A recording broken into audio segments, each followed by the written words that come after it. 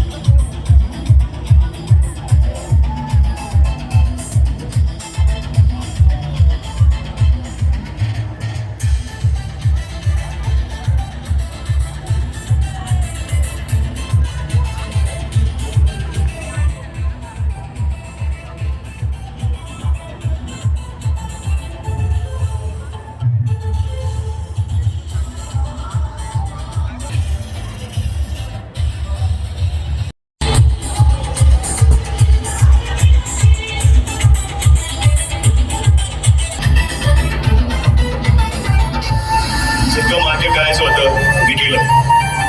आता तुमचा बाप आला. आदेश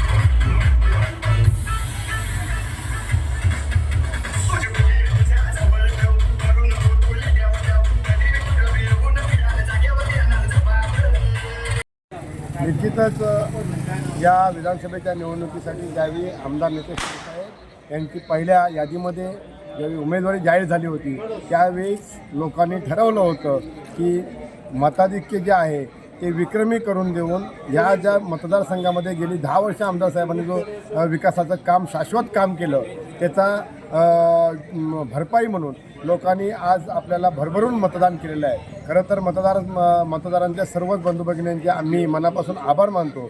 तसेच कार्यकर्त्यांनी ज्या पद्धतीने मेहनत घेतली त्यांचेही मनापासून मी कौतुक करतो, अभिनंदन करतो आणि आभार मानतो.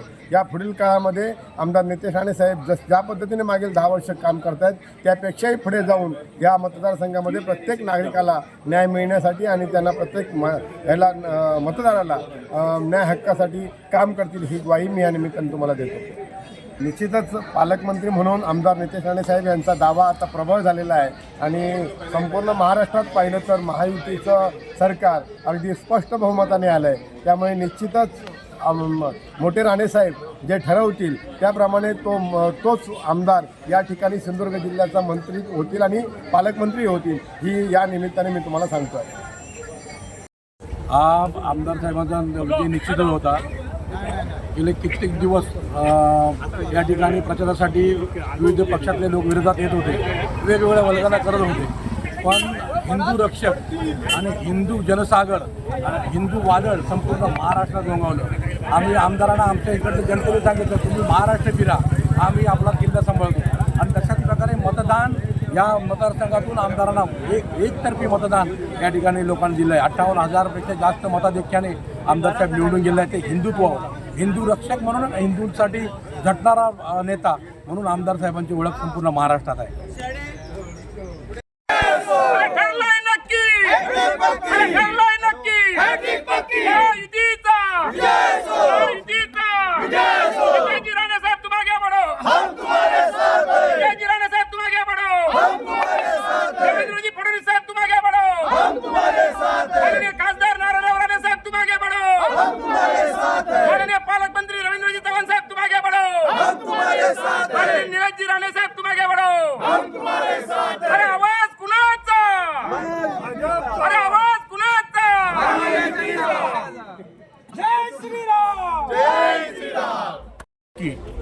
मी एवढंच सांगेन की विद्यमान आमदार ज्यांनी आता हॅट्रिक केलं नितेश राणे साहेब, हा विजय समोरच्या अपोजिट उमेदवारालाही माहीत होता. परंतु हॅट्रिक करताना त्यांनी जो गावागावात संपर्क केला, प्रवास कार्यकर्त्यांपर्यंत गाठीभेटी आणि गावागावात मतदारसंघामध्ये पूर्णपणे विकास या सगळ्याचं विजन घेऊन आणि प्रत्येकाच्या गोरगरिबाच्या कुटुंबात जाऊन प्रसंग उभं करणं, प्रसंगासाठी मदत करणं असा महाराष्ट्रात असणारा एकच नेता आणि हिंदूंचा गब्बर ज्यांना उल्लेख केला जातो. आम्ही असं म्हणत होतो की साहेबांना तुम्ही पूर्णपणे ही विधानसभा सोडून आणि दुसऱ्या विधानसभेत जाहीर सभेसाठी जावा, तिथले 2 आमदार येतील. पण आमदार साहेबांनी पूर्णपणे त्यांचं अगदी सूक्ष्म नियोजन ह्यामुळेच पूर्णपणे मला वाटतं हे 59,000-58,000चं जे लीड मिळालं ते माननीय नितेशजी राणे साहेब आणि तळागाळातल्या कार्यकर्त्यांनी प्रामाणिकपणे त्यांच्या आदेशाप्रमाणे जे काम केलं त्या कामाचं हे फळ म्हणावं लागेल. महायुतीचं सरकार Aqui é nós, quero ver os homens pegar, porque aqui nós dá risada e bota pra rolling, arte, Venom in the mix.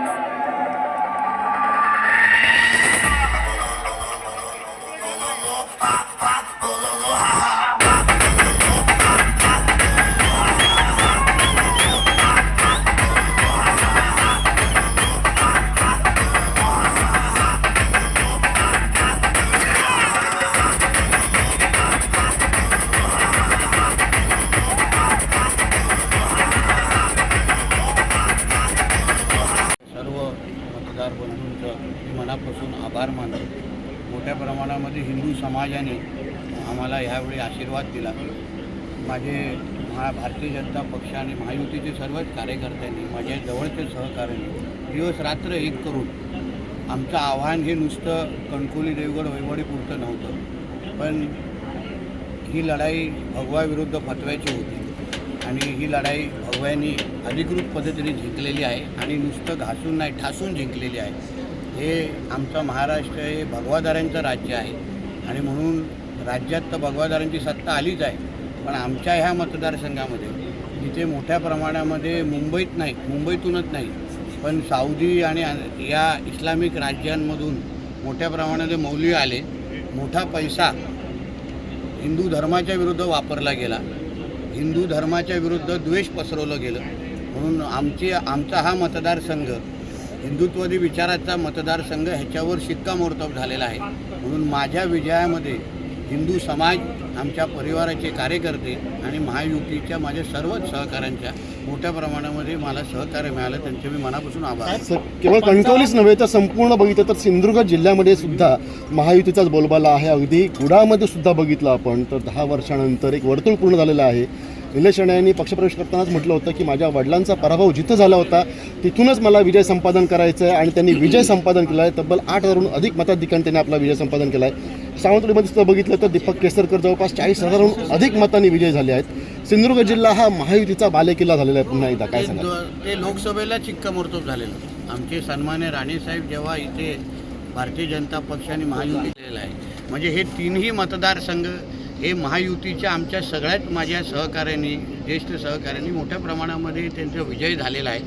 यापुढे ज्या पद्धतीने उद्धव ठाकरे आणि त्यांचे अन्य सहकाऱ्यांनी येऊन विषारी प्रचार केला, विकासाच्या मुद्द्यावर एक शब्द काढायचा नाही पण खालच्या पातीची टीका करायची, शिव्याशाप करायच्या आणि हे सगळे जे काही त्यांचे आजूबाजूचे जे काही त्यांनी असे बोंगे आणलेले त्यांच्याचमुळे आज सिंधुदुर्गच्या जनतेला कळून चुकलेलं आहे की दहशतवाद करणारे कोण आहेत, वातावरण खराब करणारे कोण आहे. आणि ज्या पद्धतीने महायुती म्हणून आम्ही हे पूर्ण आमचा प्रचार हा विकासावर केला, संयमाने ठेवला, म्हणून मला वाटतं त्या पद्धतीने जनतेने आम्हाला आशीर्वाद दिलेला आहे.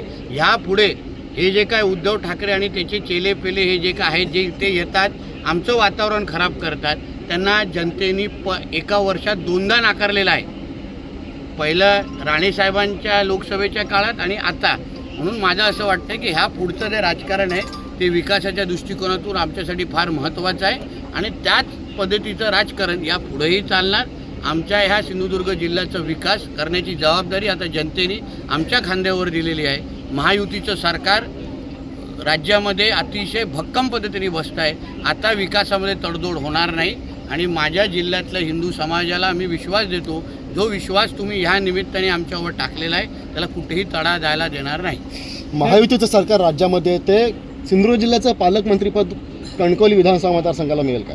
ते आता तो प्रश्न तुम्ही आमच्या वरिष्ठांना विचारला पाहिजे. ते प्रश्न उत्तर देण्याचा अधिकार मला नाही आहे, पण मला एवढंच म्हणणं आहे की आमचं महायुतीचं सरकार राज्यात येणं हे अत्यंत गरजेचं होतं. कारण का जसं आमच्या देवेंद्रजींनी उल्लेख केलेला हे धर्मयुद्ध आहे. हे 2 पक्षात 6 पक्षात ही लढाई नव्हती.